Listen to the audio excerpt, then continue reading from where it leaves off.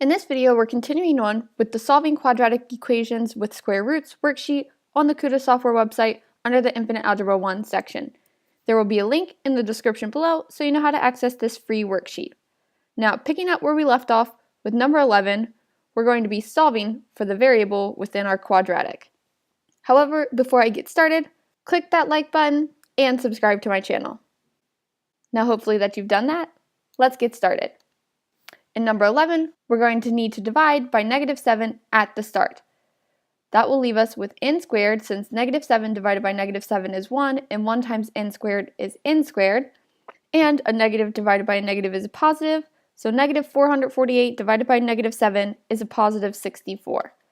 Now when we take the square root of both sides, we'll get that n is equal to the square root of 64. However, remember that when we take the square root of a number, we will get a positive answer and a negative answer, because a positive squared is a positive and a negative squared is also a positive. It's taking the square root of 64, since 64 is a perfect square, we'll have 8, and we'll also get -8, because 8 squared is 64 and -8 squared is also a positive 64. In number 12, we'll need to divide by -2, and in doing so, we'll get that k squared is equal to -162 divided by -2, which is a positive 81. Now when we take the square root of both sides, we'll get that k is equal to the square root of 81, since the square root of k squared is k. And the square root of 81, I know that 81 is a perfect square, so that will be 9 and -9, since 9 squared is 81 and -9 squared is also 81. In number 13, I'm going to start by adding 5 to both sides in order to get my term with x by itself. When I take away 5 and then add 5, that's equivalent to 0, so x squared is going to be equal to 73 plus 5, which is 78. Now I'll take the square root of both sides, so x will equal the square root of 78. And the square root of 78 is 8.8317. which I will round to 8.832, however the answer sheet says 8.831. So they rounded down, and I'm going to round up. So I'll have 8.832, or -8.832, as my solution for number 13. And number 14, I'll start by dividing by 16. So I'll get that n squared equals 49 over 16, which is 3.0625. However, as opposed to writing the decimal, I'm going to leave this in fraction form, because both 49 and 16 are perfect squares. So when I take the square root of both sides, I'll get that n is equal to the square root of 49 over 16, which we can write as the square root of 49 over the square root of 16. So the square root of 49 is 7, and I'll have 7 over the square root of 16, which is 4, so 7/4, or -7/4, because regardless, if this is positive and this is positive, I have a positive 7/4. If the top is negative and the bottom is positive, I'll have a -7/4. And vice versa, if the top is positive and the bottom is negative, I'll have -7/4. Or if they're both negative, I'll have a positive 7/4. However, as a decimal, 7/4 is 1 3/4, which we'll write as 1.75 or -1.75. And that's my solution in number 14. Positive 1.75 and -1.75. In 15, I'll start by adding 5 to both sides. So that leaves me with n squared on my left-hand side of my equation, and -4 plus 5 is equal to a positive 1. So taking the square root of both sides, I'll get that n is equal to the square root of 1, which is either a positive 1 or a -1, since positive 1 squared is positive 1, and -1 squared is also positive 1. In number 16, I'll take away 8 from both sides.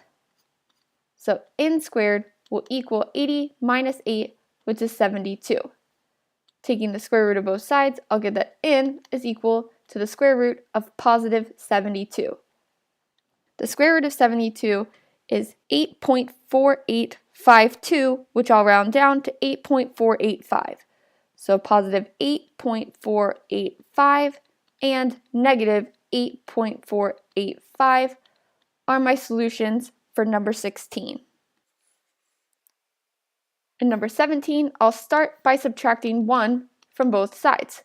So that will leave me with 7v squared equal to 28, since 29 minus 1 is 28. Now when I divide by 7, I'll get that v squared is equal to 28 divided by 7, which is 4.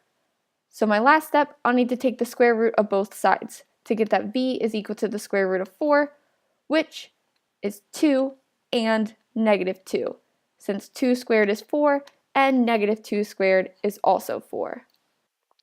For number 18, I'll start by subtracting 2. So I'll get that 10n squared is equal to 290. And then when I divide by 10, I'll get that n squared is equal to 29. We can think of this as 29 divided by 1.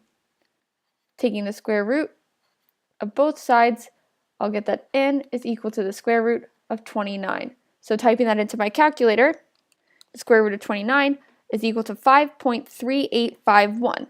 So that's a positive 5.385 and a negative 5.385 as my solutions in number 18. And note that these are not coordinates. This is in a set, meaning that my answer could be this, and my answer is also that for n. In number 19, I'll go ahead and subtract 10 from both sides. So that'll leave me with 2m squared equal to 200. So when I divide by 2, I'll get that m squared equals 100, since 200 divided by 2 is 100.